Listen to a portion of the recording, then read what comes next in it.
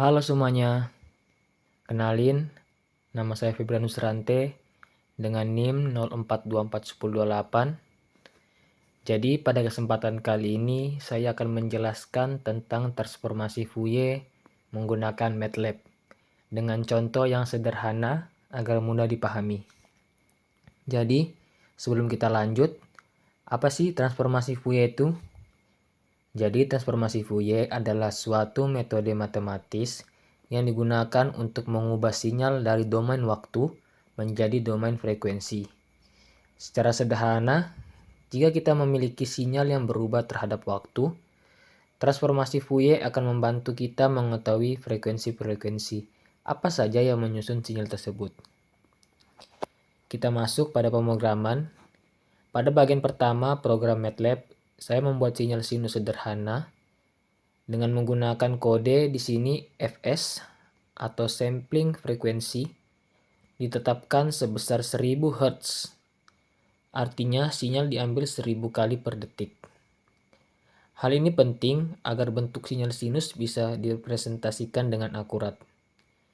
Kemudian saya menentukan frekuensi sinyal F sebesar 50 Hz, yang berarti sinyal beroscilasi sebanyak 50 kali setiap detik. Lalu ada variabel X berisi sinyal sinus sin 2π(ft) yang akan kita analisis. Langkah berikutnya adalah melakukan transformasi Fourier dengan fungsi fast Fourier transform.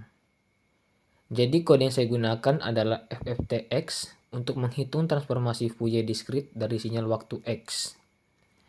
Lalu ada L adalah panjang sinyal, P2 adalah spektrum dua sisi, P1 adalah spektrum satu sisi yang umum digunakan dalam analisis sinyal real.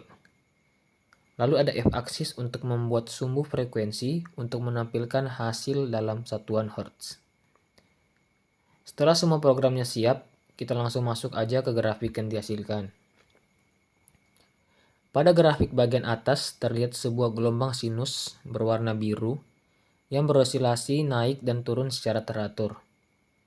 Sumbu horizontal menunjukkan waktu dalam detik, sedangkan sumbu vertikal menunjukkan amplitudo sinyal. Gelombang ini merupakan sinyal sinusoidal dengan frekuensi 50 Hz, yang berarti sinyal tersebut berulang sebanyak 50 kali setiap detik.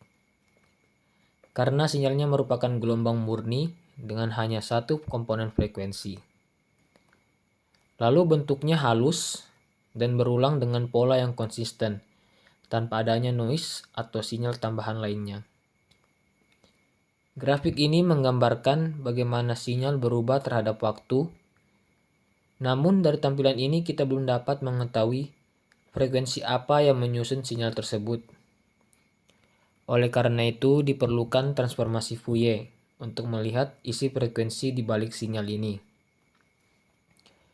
Lalu ada grafik di bawahnya, grafik kedua.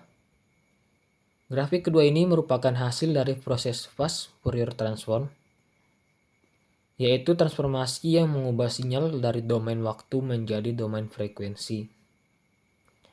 Sumbu horizontal menunjukkan frekuensi dalam satuan Hertz, sedangkan sumbu vertikal menunjukkan amplitudo atau kekuatan dari setiap komponen frekuensi yang terdapat dalam sinyal. Pada grafik ini terlihat satu puncak tinggi di sekitar 50 Hz, sementara bagian frekuensi lainnya mendekati 0. Puncak tersebut menandakan bahwa sinyal yang kita analisis hanya memiliki satu komponen frekuensi utama, yaitu 50 Hz.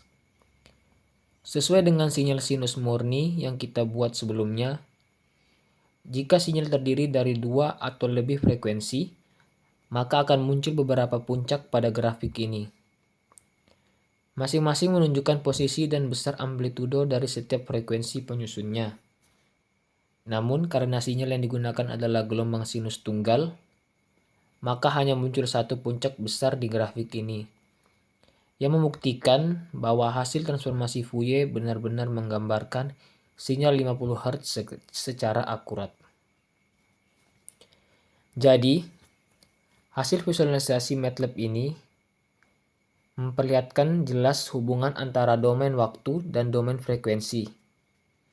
di mana domain waktu sinyal tampak sebagai gelombang sinus biasa. Lalu di domain frekuensi, sinyal tampak sebagai satu puncak pada frekuensi dominan 50 Hz. Hal ini menunjukkan bahwa sinyal tersebut merupakan sinyal murni dengan satu frekuensi, dan transformasi Fourier berhasil mengungkapkannya. Dengan demikian, visualisasi ini membantu kita memahami bagaimana sinyal yang tampak sederhana dalam waktu sebenarnya memiliki karakteristik tertentu di domain tersebut, yaitu domain frekuensi. Itu saja dari penjelasan saya mengenai transformasi Fourier. Sekian dari saya, terima kasih.